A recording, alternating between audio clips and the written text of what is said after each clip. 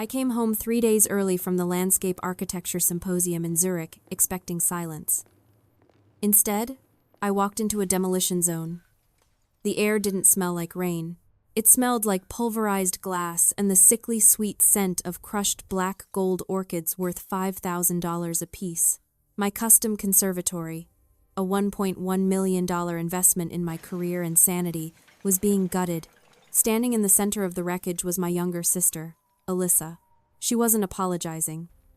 She was beaming at a camera phone, announcing to her followers that this was the site of her new content studio. Behind her, my parents were nodding, supervising the destruction of my life's work as if they owned it. Before we see how I handled this absolute nightmare, drop a comment. If you came home to find your family destroying your property, would you call the police immediately, or would you plot a slower, more painful revenge? Let me know below. I didn't scream. I didn't storm back into the wreckage to demand answers. Instead, I walked back to my car, sat in the driver's seat, and locked the doors. My hands were trembling so violently I couldn't immediately grip the ignition key. A stranger might have looked at me and seen a coward fleeing the scene, but they wouldn't see the invisible chain around my neck. For 29 years, I had been conditioned to freeze. It is a specific survival mechanism developed by children who grow up in households where their boundaries are treated like insults. When I saw my mother pointing at the shattered remains of my imported glass walls, smiling as if she were planning a garden party, my brain didn't register a crime. It registered a command to submit. That is the invisible chain of the survivor. It holds you in place, forcing you to swallow your rage until it feels like it might burn a hole through your stomach. I had to physically force my hand to turn the key. I had to actively break the chain just to put the car in reverse. I didn't look back at them. I drove 3 miles to the nearest luxury hotel, checked into a suite, and sat at the desk. The room was dead silent. It was the polar opposite of the chaos I had just left. I opened my laptop. The impulse to weep was there, choking me, but I pruned it back instantly. Tears wouldn't fix the glass. I logged into my banking portal and froze every single card linked to the household accounts. Then, I pulled up the security feed from the conservatory. On the screen, I watched them. They were still there. My father was toasting with a beer he had taken from my fridge. My mother was sweeping glass aside with her foot, clearing a path for Alyssa. They looked happy. That was the moment the fog lifted. For years, I had asked myself why they were so cruel. But staring at that pixelated footage, I realized the truth. They didn't think they were being cruel. This is the trap of normalized cruelty. In their minds, they weren't destroying my property. They were simply rearranging resources. I was the resource. To them, my success was a communal pot that they could dip into whenever Alyssa felt hungry. They smiled while destroying a $1.1 million structure because, in their reality, my boundaries did not exist. I wasn't a person with rights. I was an extension of the family estate. And today, they were harvesting. I looked at the corner of the screen where a pile of green debris lay wilting on the concrete. Those weren't just plants. That was $25,000 worth of rare flora, sourced from breeders in Ecuador and Japan for high-end clients. That was my inventory. That was my livelihood. The trembling in my hands stopped. The freeze response shattered, replaced by a cold, humming clarity. They thought they were renovating a garage for a hobbyist. They didn't realize they had just declared war on a business owner. I closed the banking tab and opened my contact list. I scrolled past mom and dad and clicked on the number for the toughest real estate attorney in the state. The time for being a daughter was over. It was time to be a plaintiff. I didn't answer a single one of the calls. I turned my phone over and went back to my spreadsheet. The digital assault began at 7 the next morning. My mother, Rebecca, didn't start with an apology. She started with a demand. "Haley, where is the security code for the gate? The workers are here and they can't get in. You're being ridiculous." I deleted the message without opening it. 10 minutes later, a notification from Instagram popped up. Alyssa had posted. I clicked on it, bracing myself. It was a reel, set to an upbeat, trendy song. The camera panned around the gutted interior of my conservatory, treating the wreckage like an industrial chic backdrop. She posed in the center, arms wide, captioning it, "New beginnings." So excited to finally have a space that matches my vibe. Hashtag tiny home. Hashtag studio life. I watched the view count tick upward. Strangers were commenting, cheering her on. "So proud of you. You deserve this." They had no idea they were cheering for grand larceny. They thought she was building a dream. I knew she was squatting in the ruins of mine. Then came the voicemail from my father. "Jeffrey, Haley, stop this nonsense. You disappeared without even saying hello. Your mother is worried sick. We are doing this for the family. You need to come home and unlock the gate before I have to break it down myself. Stop being so dramatic." Dramatic. That was their favorite word. Any boundary I set was drama. Any possession I wanted to keep was selfishness. They truly believed they owned me. In their minds, my bank account, my property, and my career were just extensions of the family estate, readily available for harvest whenever Alyssa needed a boost. I didn't feel the familiar sting of guilt this time. Instead, I felt a cold, mathematical precision taking over. They weren't family. They were squatters with a sense of entitlement that bordered on delusion. I closed the social media tab and opened my security system app. I disabled the old gate codes. I set the perimeter alarms to silent mode so the police would be notified immediately upon breach, not them. Then, my phone buzzed with a fraud alert from my bank. A charge attempt for $5,000 at a luxury furniture store. Declined. I stared at the screen. Alyssa was already trying to furnish her new studio on my dime. She hadn't just destroyed the structure, she was trying to bill me for the decoration. This wasn't just disrespect. It was theft. And I was done paying the ransom. I picked up my keys and headed for the door. It was time to meet Chloe. It was time to serve the eviction notice. I called Chloe an hour later. She didn't ask if I was okay. She asked if I had the deed. "Digital copy and hard copy," I said. "Meet me at the office." Chloe wasn't just my best friend since sophomore year. She was a real estate attorney who specialized in high-conflict property disputes.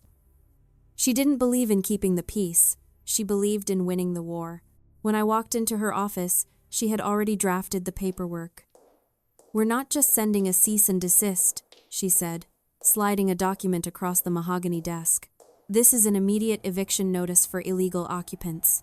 And this," she tapped a second document, "is a formal notice of trespass." I read the words. Illegal occupants. It sounded cold. It sounded perfect. "How do we serve them?" I asked. "I'm not mailing it," Chloe said, a sharp smile cutting across her face. "I hired a private process server. He's on his way to the property now.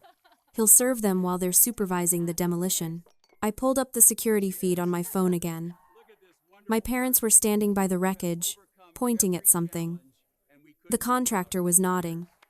Then, a nondescript sedan pulled into the driveway. A man in a plain gray suit got out. I watched as he walked up to my father. Jeffrey looked confused, then indignant. He waved his hand dismissively, probably saying something about how we're family. The process server didn't care. He handed him the envelope. Then he handed one to my mother, and finally, one to Alyssa, who was filming another TikTok. The feed showed my father throwing the envelope on the ground. The process server pointed at it, said something, and walked away. Then, he turned to the contractor. I saw the contractor's face pale. He looked at the paperwork, then at my parents. And then he started shouting. Within 5 minutes, his crew was packing up their tools. They knew a liability nightmare when they saw one. My phone buzzed. It was a text from Chloe, who was watching the same feed. "Checkmate on the construction. Now for the rest." I looked at the screen. My parents were standing alone in the ruins of my conservatory, holding eviction notices. They looked small. They looked furious. But for the first time in my life, they didn't look like they were in charge. I felt a strange, cold satisfaction settle in my chest. This wasn't just about the house anymore. It was about rewriting the entire power dynamic. They thought they could bully me into submission. They were about to learn that you can't bully someone who has the law on their side. I turned to Chloe. "What's next?" I asked. "Next," she said, opening a new file, "we find out exactly how they paid for that deposit." While reviewing the contractor's invoices Chloe had subpoenaed to calculate damages, we found a discrepancy. The invoice showed a $5,000 deposit paid by credit card. I scanned the payment details. The card number ended in 4498. I froze. That wasn't my parents' card. It was mine. Specifically, it was my emergency business card. The one with a $50,000 limit that I kept locked in a fireproof safe in my home office. My breath caught in my throat. This wasn't just a boundary violation. This wasn't just destruction of property. This was identity theft. This was grand larceny. I pulled up my internal security logs on my phone. I scrolled back 2 weeks to the day I had hosted a small housewarming gathering for a few friends and, unfortunately, my family. At 8:14 p.m., while everyone else was on the patio, the camera in my office recorded movement. The door opened. Alyssa slipped inside. She didn't look around nervously. She walked straight to the safe. She punched in the code. I stared at the screen, my blood turning to ice. She knew the code. How? Then I remembered. 6 months ago, I had let her use my laptop to check her email. I must have left my password manager open. She hadn't just stumbled upon an opportunity. She had been planning this. She opened the safe, took the card, snapped a photo of the front and back with her phone, and put it back. The sheer calculation of it was breathtaking. She didn't steal the physical card because she knew I'd notice. She stole the numbers, knowing I wouldn't check the statement for that specific card until the end of the quarter. She had financed the destruction of my property with my own money. I looked at Chloe. She was already typing, her face grim. "Felony identity theft," she said, not looking up. "Unauthorized use of a credit card. Grand larceny. This just went from a civil lawsuit to prison time." "Do we tell them?" I asked. My voice dangerously calm. "No," Chloe said, finally looking at me. "We tell the police. This is the kill shot, Haley. There's no coming back from this. Are you ready?" I looked at the image on my screen, Alyssa, bathed in the blue light of my office, stealing from me with a smile on her face. She thought she was clever. She thought I was a resource she could mine without consequence. She was about to find out that I was a vault, and she had just tripped the silent alarm. "I'm ready," I said. "Let's go." I drove. Chloe sat in the passenger seat, reviewing the case file one last time. We pulled up to the house just as the sun was setting, casting long shadows over the wreckage of my conservatory. The police cruiser pulled up behind us a moment later. The family was inside the main house. Through the living room window, I could see them. They had opened a bottle of wine, my wine, a vintage Bordeaux I had been saving for a special occasion. They were laughing. They were celebrating their renovation. When the officer knocked on the door, the laughter stopped. Jeffrey opened it, still holding a wine glass. "Can I help you?" he asked, his tone dripping with the indignation of a man interrupted in his own castle. "Mr. Jeffrey Miller?" the officer asked. "We have a warrant for the arrest of Alyssa Miller on charges of felony identity theft, grand larceny, and unauthorized use of a credit card. We also have a warrant for you and Rebecca Miller for criminal trespassing and destruction of property." Jeffrey laughed. It was a short, sharp bark of disbelief. "This is ridiculous. This is a family matter. My daughter," he pointed a shaking finger at me, standing behind the officer, "is just having a tantrum. You can leave now, sir." "This is not a request," the officer said, stepping forward. "Step aside." The color drained from Jeffrey's face. This wasn't how it was supposed to go. In his world, his authority was absolute. But here, facing a badge and a warrant, his authority was a ghost. Then they brought Alyssa out. She wasn't crying about hurting her sister. She wasn't begging for forgiveness. As the handcuffs clicked around her wrists, she looked directly at me and screamed, You're ruining my brand. Do you know how many followers I'm going to lose? This is sabotage. This is narcissistic injury. In that moment, she didn't feel guilt. She felt the agonizing pain of a bruised ego. She didn't see me as a person she had wronged. She saw me as an obstacle to her image. Her parents stood by, not looking at me, but looking frantically at the neighbors who had gathered on their lawns. Their shame wasn't moral. It was social. They were mortified not because they had raised a thief, but because the world now knew their perfect family was a lie. I stood by the cruiser, silent and cold, holding the deed to my house. I watched them being loaded into the back of the car. I didn't feel happy. I didn't feel sad. I felt the heavy, solid weight of justice. They had spent years telling me I was nothing. Now, the law was telling them exactly what they were, criminals. The aftermath wasn't a family meeting.